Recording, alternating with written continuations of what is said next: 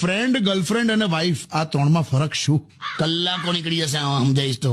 એવું નહીં, કેમ કે જો હું તો એવું માનું છું કાકા કે વાઇફની અંદર પણ તમે એક ફ્રેન્ડ અને ગર્લફ્રેન્ડ તો જોઈ જ શકો, મળી જ શકે ને તમને. આ બધું શરૂઆતમાં બધા પ્રયત્ન કરેલા, પછી ધીરે ધીરે ખ્યાલ આવી જાય કે ફ્રેન્ડ ફ્રેન્ડ છે, ગર્લફ્રેન્ડ ગર્લફ્રેન્ડ છે અને વાઇફ વાઇફ જ છે.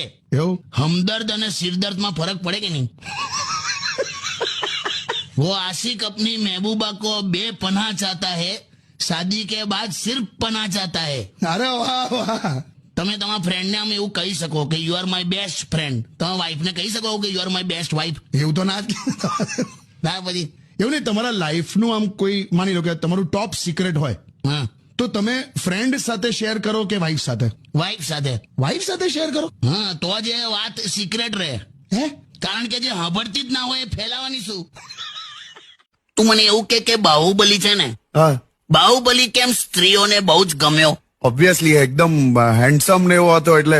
ના તો કદાચ એ વોરિયર હતો, મોટો ફાઇટર હતો એટલે. ના તો રોમેન્ટિક હતો એટલે. ના, એ ભરી સભામાં એની પત્નીનો પક્ષ લીધો એને, અને એની મમ્મીને કહી દીધું કે મમ્મી તું ખોટી છે. પેલા થિયેટરમાં 90% સ્ત્રીઓ આ ડાયલોગ પછી પોતાના હસબન્ડ તરફ જોતી હતી આમ કરે.